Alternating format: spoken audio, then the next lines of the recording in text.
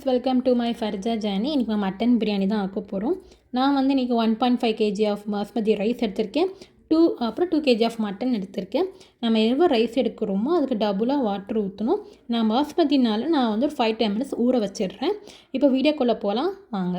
இப்போ 2 kg of மட்டனை வந்து வேக வைக்கணும். அதுக்கு garam masala 2 teaspoon, ginger garlic paste 3 spoon, onion, salt இதெல்லாம் வச்சு வேக விடுங்க. வெந்த உடனே கறி வந்து செக் பண்ணிக்கோங்க. நெக்ஸ்ட் சைடு வந்து ஆனியன் வந்து 5 எடுத்திருக்கேன், tomato 4, green chilli, lemon juice, மல்லியில் புதினா, அப்புறம் கர்டு 4 ஸ்பூன் எடுத்து வச்சுருக்கேன். இப்போ வந்து ஒரு சட்டியில் தேங்காய் எண்ணெயும் நார்மல் எண்ணெயும் ஊற்றி எண்ணெய் வந்து நல்லா வந்து ஹீட் ஆன உடனே நம்ம என்ன பண்ணணும்னா ஆனியன் ஆட் பண்ணிக்கோங்க. ஆனியன் நல்லா சால்ட்டே ஆகிற வரைக்கும் கண்ணாடி நல்லா மாறுற வரைக்கும் நல்லா சால்ட்டே பண்ணுங்கள். நம்மளுக்கு வந்து ஈஸியாக கொஞ்சம் உப்பு ஆட் பண்ணால் நம்மளுக்கு ஈஸியாக வந்து சால்ட்டே ஆயிரும். அதுக்கப்புறம் என்ன பண்ணுங்க, நல்லா கண்ணாடி கலரில் சேஞ்ச் ஆன உடனே ரெட் சில்லி பவுடர் 2 ஸ்பூனும், ஜிஞ்சர் garlic பேஸ்ட்டு 3 ஸ்பூனும் ஆட் பண்ணிக்கோங்க. நம்ம ஆல்ரெடி மீட்டில் வந்து ஜிஞ்சர் garlic பேஸ்ட்டை வந்து நம்ம வந்து ஆட் பண்ணியிருக்கோம். ஸோ பார்த்து ஆட் பண்ணுங்கள்.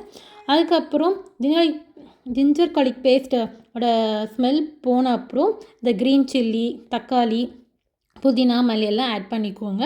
அதுக்கப்புறம் இந்த கர்டு, அதுக்கப்புறம் மல்லித்தூள், கரம் மசாலாவும் ஆட் பண்ணிக்கோங்க. இந்த நல்லா சால்ட்டே பண்ணுங்கள். நம்ம இந்த மசாலா பவுடர்லாம் போன அப்புறம் என்ன பண்ணுங்கள், மீட்டை வந்து ஆட் பண்ணிக்கோங்க. மீட் ஆட் பண்ணி இந்த மசாலாவோட இந்த மீட்டை வந்து கொஞ்சம் அந்த சால்ட்டே ஆகட்டும். ஆனால் அப்புறம் என்ன பண்ணுங்கள், இப்போ வந்து 4.5 கப் தண்ணி நான் ஊற்றிருக்கேன். ஆக்சுவலி நம்ம வந்து என் கப்புக்கு 3 கப் வந்துச்சு. ஸோ நம்ம என்ன பண்ணிக்கன்னா, நான் வந்து 6 ஆல்ரெடி இந்த கர்டு, லெமன் ஜூஸ்லாம் போடுறனால நான் ஒரு 1/2 கம்மி பண்ணிட்டேன். ஸோ வந்து 1/2 கம்மி பண்ணனால நம்ம வந்து 5.5 கப்பு நான் ரைஸை ஊற வச்சுருக்கேன். அதனால் 1 கப் கம்மி பண்ணிவிட்டு நான் வந்து 4.5 கப்பு தண்ணி ஊற்றிருக்கேன். ஊற்றின உடனே தண்ணி வந்து நல்லா பாயில் ஆகணும். நல்லா பாயில் ஆனால் தான் அந்த டைம் ரைஸ் போடணும். இந்த மாதிரி நல்லா பாயில் ஆன உடனே ரைஸ் வந்து கரெக்டாக தண்ணி இல்லாமல் ரைஸ் போடுங்க. ஏன்னா தண்ணி கூடிட்டுனா ரைஸ் வந்து குழஞ்சிரும். தண்ணி கம்மியானாலுமே ரைஸ் வந்து எப்படி சொல்ல பறக்கையாக இருக்கும். ஸோ கரெக்டாக தண்ணி ஊற்றி கரெக்டாக பண்ணால் ரைஸ் வந்து கரெக்டாக நம்மளுக்கு வரும். ஸோ என்ன பண்ணுங்கள், லைட்டாக மேலே கீழே லைட்டாக கிண்டி விட்டுட்டு இந்த மாதிரி கொதி வரும். கொதி வந்த உடனே தம்முக்கு விடலாம். ஸோ நாங்கள் இருக்க ஏரியாவில் வந்து அங்கெல்லாம் போட்டு கம் பண்ண முடியாது.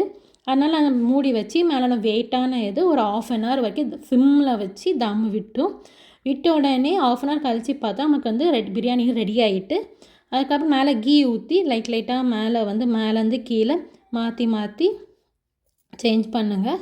அவ்வளோதான், எம்மியான பிரியாணி வந்து ரெடி ஆகிட்டு டேஸ்ட் அல்டிமேட்டாக இருந்துச்சு. உங்களுக்கு இந்த வீடியோ பிடிச்சிருந்தா லைக் பண்ணுங்கள், ஷேர் பண்ணுங்கள், கமெண்ட் பண்ணுங்கள், சப்ஸ்கிரைப் பண்ணுங்கள். இன்ஸ்டால்லாம் பண்ணிவிட்டு எங்களுக்கு கமெண்ட் பண்ணுங்கள். பாய்.